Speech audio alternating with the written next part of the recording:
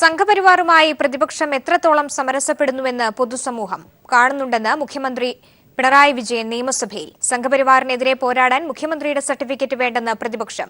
ശിവസേനക്കാരെ പ്രതിപക്ഷം വാടകയ്ക്കെടുത്തുവെന്ന മുഖ്യമന്ത്രിയുടെ പരാമർശം പിൻവലിക്കണമെന്നാവശ്യപ്പെട്ട് പ്രതിപക്ഷം പ്രതിഷേധിച്ച് ചോദ്യോത്തരവേള ബഹിഷ്കരിച്ചു.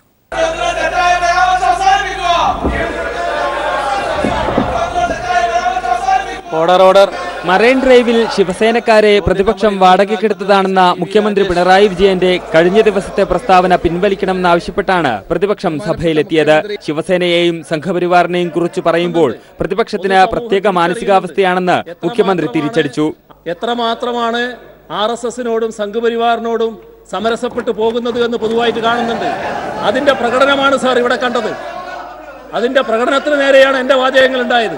മുഖ്യമന്ത്രിയുടെ പ്രസ്താവനകൾ അംഗീകരിക്കാനാകില്ലെന്നും കഴിഞ്ഞ ദിവസം മുഖ്യമന്ത്രി നടത്തുലത്തിലിറങ്ങിയത് ദൗർഭാഗ്യകരമാണെന്നും പ്രതിപക്ഷ നേതാവ് രമേശ് ചെന്നിത്തല പറഞ്ഞു. തുടർന്ന് ഇരുവരും തമ്മിൽ രൂക്ഷമായ വാദപ്രതിവാദം. സർ, അങ്ങിവിടെ ഇരിക്കുന്ന ഏതെങ്കിലും ഘട്ടത്തിൽ ഞാൻ ഇവിടെ എന്റെ സീറ്റ് വിട്ട് എവിടെയെങ്കിലും പോയിട്ടുണ്ടോ എന്നുള്ളത് അങ്ങ് സാക്ഷിയാണ്. സർ, പച്ച കള്ളം പറയുന്നതിന്റെ അതിരുവേണ്ടി ഞാൻ എന്ത് പച്ചക്കള്ളമാ പറഞ്ഞത്? ഈ സഭ ചേർന്നുകൊണ്ടിരിക്കുമ്പോഴും അല്ലെങ്കിലും ഒരു മുഖ്യമന്ത്രിയും വെളിയിലിറങ്ങി കാര്യങ്ങൾ ആരോട് കയർക്കാറില്ല.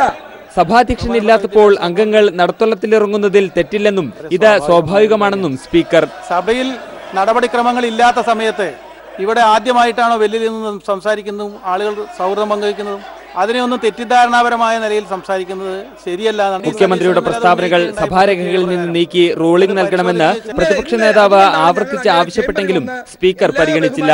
എപ്പോൾ റൂളിംഗ് വേണമെന്ന് ദയവ് ചെയ്തിട്ട് വാശി പിടിക്കരുത്. അതോടെ പ്രതിപക്ഷം സ്പീക്കർക്ക് നേരെ തിരിഞ്ഞു. മുഖ്യമന്ത്രിയും സ്പീക്കറും നിലപാടിൽ ഉറച്ചുനിന്നതോടെ പ്രതിപക്ഷം പ്രതിഷേധിച്ച് നിയമസഭ ബഹിഷ്കരിച്ചു. നിയമസഭയിൽ നിന്നും ജിതിൻ ചന്ദ്രൻ.